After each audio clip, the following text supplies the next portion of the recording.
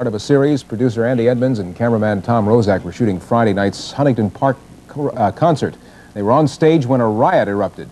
Now, to begin our series, Channel 11's Chris Harris will take you back to that concert and find out what really happened that night from those involved. Chris?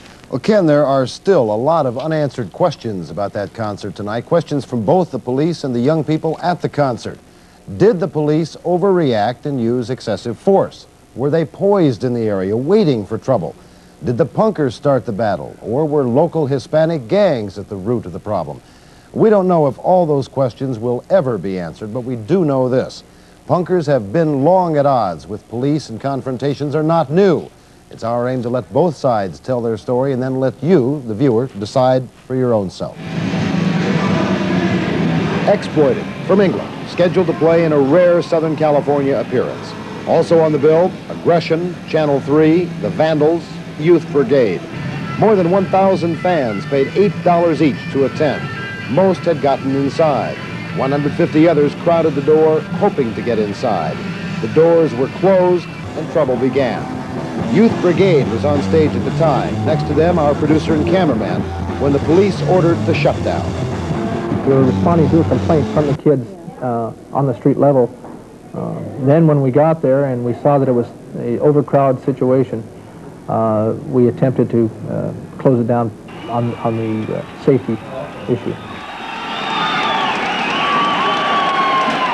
I was on the stage and all of a sudden we saw the police come in, they had the riot gear on and everything. I started getting everyone out and stuff and just like hitting them and just going, run, run, run, you know. It was like a tidal wave. They spread across to the other end. They were the police, they were running around, hitting people senselessly, saying, get the hell out of here. They threw me down the stairs. Like, they pushed me down, and like my friend caught me, stopped me from, you know, falling all the way down. And then when you're outside in the street, there's just like, the whole street was just full of cops.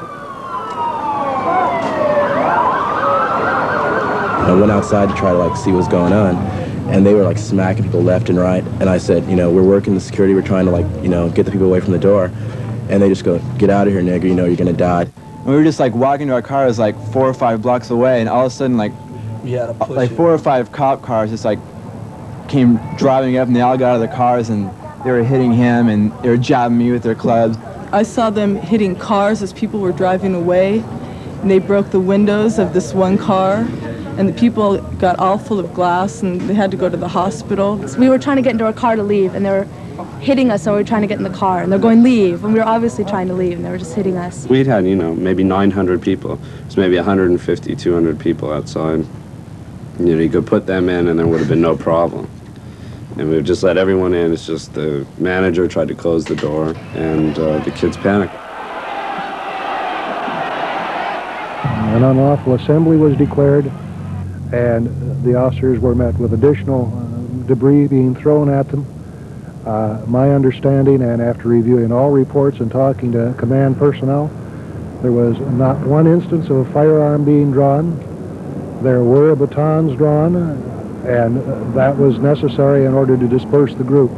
You had a group that essentially went out of order and out of control, and they had to be cleared from the area. Prior to the police shutdown, our producer, Andy Edmonds, went outside and was trapped for a short time in the crowd when the doors were first closed. The young people were pushing on the doors trying to get in, but there was no violence at that time. Back inside and on stage, the concert seemed orderly, with the young people having a good time. Suddenly, the band stopped. Our crew was escorted out the back door by the kids at the show.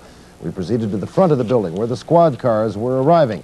We saw a rush of kids running from police trying to leave the scene. Several punkers saw our crew shooting the disturbance and offered to help them through the crowd.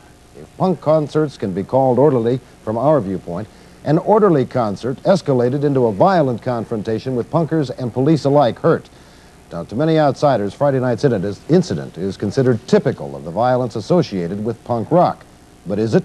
Not from our experience with this series. We found violence to be the exception rather than the rule.